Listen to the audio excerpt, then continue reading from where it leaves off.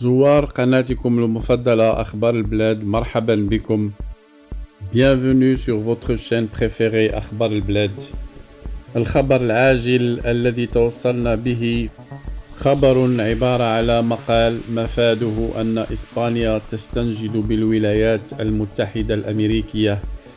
إسبانيا التي تورطت في أزمة مع المغرب، أزمة هي تسببت فيها. إذن المقال باللغة الفرنسية، سنقرأ جميعا المقال وسأحاول الترجمة إلى العربية. Tension avec le Maroc, l'Espagne demande l'aide des États-Unis. إذن عنوان المقال: الأزمة مع المغرب، إسبانيا تطالب مساعدة الولايات المتحدة الأمريكية.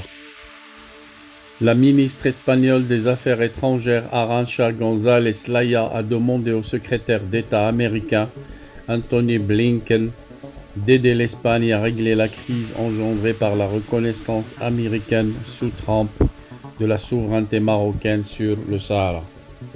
إذن إسبانيا حتى وهي تطالب المساعدة من أمريكا تفعل ذلك بمكر وبغباء.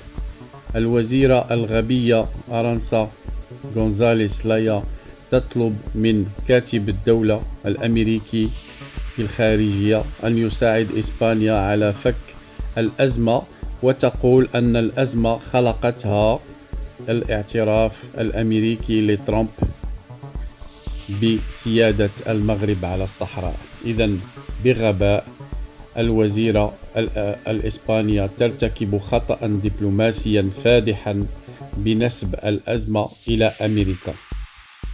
Le gouvernement espagnol sollicite les bons offices des États-Unis dans la crise avec le Maroc, ouverte depuis décembre et aggravée en avril par l'accueil de Brahim Ghali, le leader du Front Polisario, dans un hôpital de Logroño. La ministre des Affaires étrangères Arantxa González Laya a échangé vendredi au téléphone avec son homologue américain Antony Blinken pour lui faire part de la volonté de l'Espagne de régler cette crise qui n'est qu'une conséquence de la décision prise par Donald Trump de reconnaître la souveraineté du Maroc sur le Sahara, rapporte Elle Confidential. إذن الوزيرة الماكرة أرانتشا غونزاليس لايا وهي تتودد في يوم الجمعة الماضي على الهاتف لوزير الخارجية الأمريكي أنتوني بلينكن، توددت له بأن يتدخل وتتدخل أمريكا لفك الأزمة التي في نظرها، ولم تتردد في تذكيره بأن هذه الأزمة نتيجة حتمية لاعتراف دونالد ترامب بسيادة المغرب على الصحراء. Lundi, le président Pedro Sánchez aura un bref entretien avec Joe Biden en marge du sommet de l'OTAN qui va s'ouvrir à Bruxelles.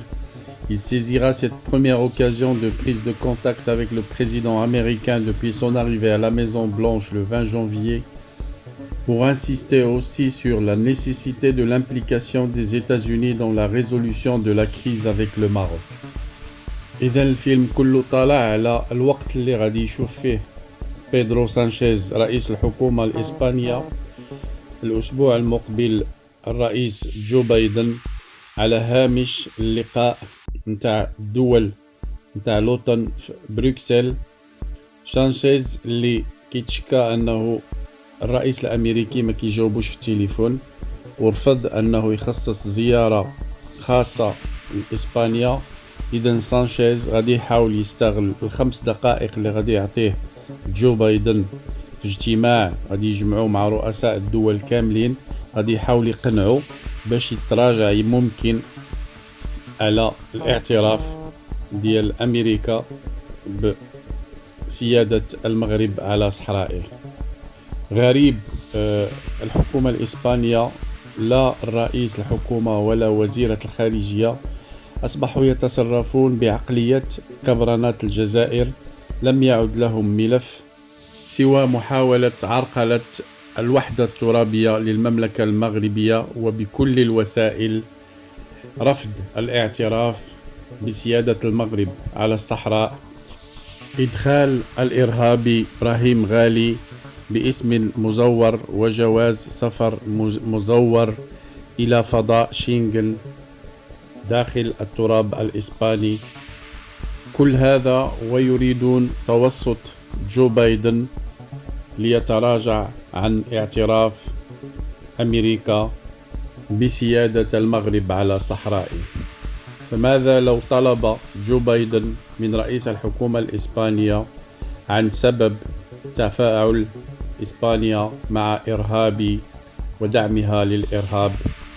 ماذا لو طلب جو بايدن من رئيس الحكومة الإسبانية متى سيغادرون مستعمراتهم في إفريقيا سبتة ومليليا وجزر الكناري؟ ماذا لو طلب الرئيس الأمريكي من رئيس الحكومة الإسبانية أن لا تكون هناك ازدواجية في الخطاب، أن يحاربوا الانفصال في إسبانيا وأن يشجعوه عند جيرانهم؟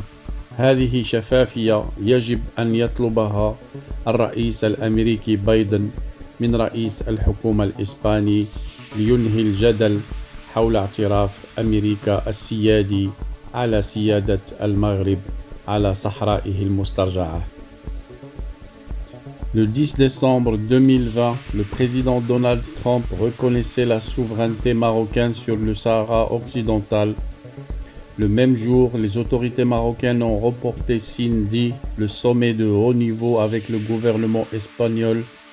L'objectif du Maroc étant d'amener l'Espagne en tant que puissance coloniale du Sahara jusqu'en 1975 à suivre l'exemple des États-Unis en reconnaissant la marocanité du Sahara et ainsi inciter d'autres pays de l'Union européenne à faire de même. Mais le gouvernement espagnol n'a pas changé sa position sur le Sahara et n'entend pas le faire comme l'a soutenu mercredi dernier Gonzalo Laya. Nous soutenons que l'Espagne et le Maroc travaillent ensemble à une résolution, a déclaré Jalina Porter, porte-parole de la diplomatie américaine, le 19 avril, au lendemain de la crise migratoire de Ceuta. Par ailleurs, même si l'administration Biden n'a pas remis en cause la décision de Trump sur le Sahara occidental, il garde une certaine réserve. Il y a très peu de continuité avec l'administration Trump, a indiqué mercredi Ned Price, porte-parole du département d'État, ajoutant que des consultations en privé sont en cours avec les partis pour trouver la meilleure façon de parvenir à un règlement durable. Pour rappel, ce n'est pas la première fois que les États-Unis sont appelés au secours par l'Espagne dans la résolution d'une crise hispano-marocaine. Il l'avait déjà fait en juillet 2002 après l'expulsion des marines marocains de l'îlot de Persil par les bérets verts espagnols. Le président José María Aznar avait alors demandé à sa ministre des Affaires étrangères Ana Palacio d'entrer en relation avec le secrétaire d'État américain Colin Powell pour conduire la médiation avec le Maroc.